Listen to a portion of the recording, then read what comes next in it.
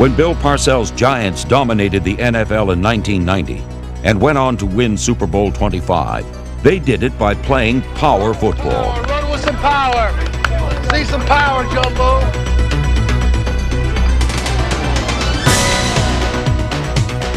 In 1991, Joe Gibbs' Redskins ruled the league.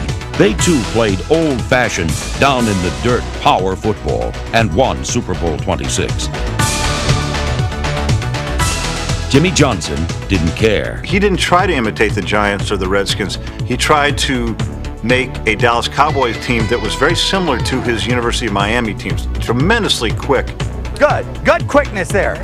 Good quickness. I was saying, you know what the rest of the division's saying about you, Jimmy. You can't outrun somebody to a division championship. This game is won with brawn.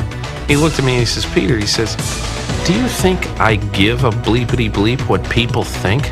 I know we're going to win doing this. All right, Derek. See, that's so fun. A little more quickness. Got to make that cut, Derek. We don't accept that just because others have done it before us in a certain way, that's the way we're going to do it. We might research how the winners have done it in the past, but we're still looking for the edge of maybe a different way, in a unique way to get it done. That way we might be better than those that have come before us. The Cowboys opened the 92 season against the Redskins and Giants. The goal was to beat the last two Super Bowl champs with speed and quickness. Rips back, takes it at his 21. Comes left, 25.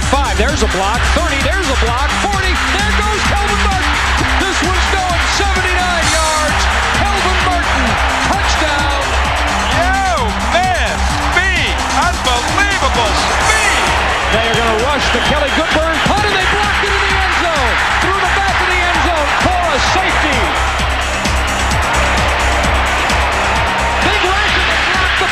Robert Williams at the 4, rolls to the goal line, touchdown Cowboys, and the Cowboys have scored on. The balance of power in the NFC East had shifted. Power football had been replaced by speed football. After 3 years of intelligent drafts and trades, Jimmy Johnson had the team he wanted. No longer were the Dallas Cowboys America's team. Now they were Jimmy's team. The thing that I've always said about our players is I wanted them to be playmakers. Playmaker! Come get with it, play! Come get with it! I wanted them to have the quickness, to make a play, whether it be the quickness of a running back like Emmitt Smith to avoid a tackler. The coverage makes a cut, gets it. Oh, he's still going. He's going to score. He's got the 5. It's a touchdown. Or the quickness of a Russell Maryland to avoid a blocker and make a tackle. He has got the greatest ability to put players in the right situations, to give them opportunities to become playmakers. He has the greatest knack of understanding personnel. When you tell someone that he's a playmaker, when you have someone like Michael Irvin who's got it on his license plate. The playmaker just made a major league play.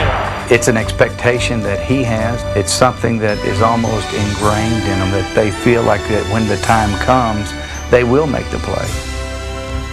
Playmaker, what I do? Make plays. That's what make plays, baby.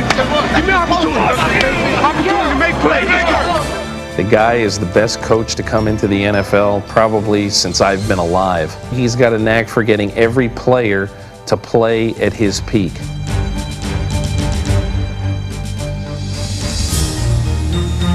We know if it's a 60-minute ball game, in time, our playmakers will come through for us. Playmakers littered the field for Dallas in '92 on both sides of the ball.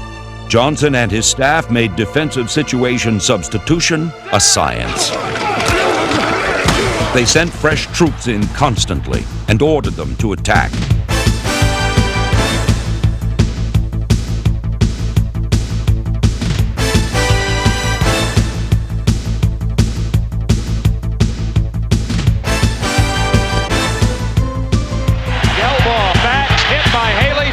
Tipped and intercepted by Horton at the 15 to the 10, and Ray Horton runs it in for the Cowboys touchdown with a toss left. It's fumbled, and Russell Maryland grabs the fumble in midair and runs it in for the touchdown.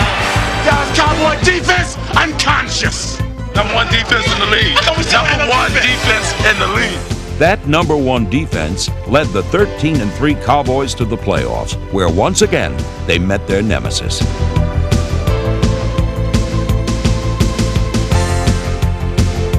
Philadelphia was no match for the NFL's fastest and youngest team. Irvin motion left, Aikman draw to Smith. Coming left of the room to 20. Got a block from Irvin, the 10-yard line. A block from Harper. Touchdown, Emmitt Smith. Super job. You are one game away from the Super Bowl.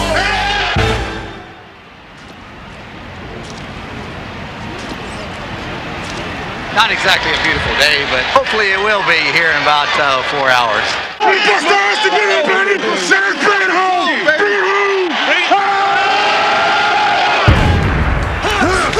A rite of passage, a passing of the torch, a beheading of an old king in favor of a new one.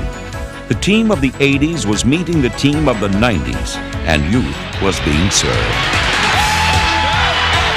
A pair of Emmitt Smith scores helped Dallas to a 4-point fourth-quarter lead with a little over 4 minutes remaining. Most coaches would have been conservative, trying to beat the Niners by beating the clock. But Jimmy Johnson isn't like most coaches.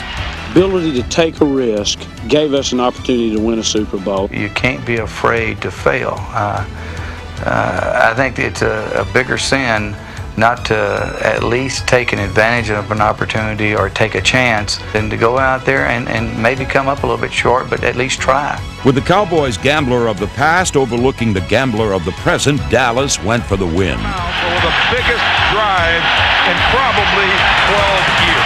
Aikman is gonna throw, deep slant, caught, 35, Harper's breaking away, Harper's got midfield, Harper's got the 30, Harper's got the 20, Harper's got the 10-yard line, wow! Oh, Jimmy Johnson, you're a gambling fool sometimes. He gambled by trading Herschel Walker. He gambled by making 46 trades in 4 years. He gambled by opting for speed over power. But is it gambling if you know you're going to win? Job, and the only thing else I got to say is, how about them Cowboys?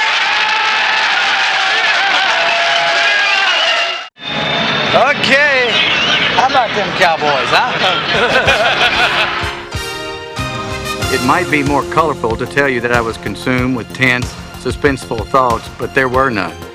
Oh, I was excited and happy and anxious to get started, but as for the sort of feeling a commander has as a great battle looms, no, that had come 2 weeks earlier at San Francisco.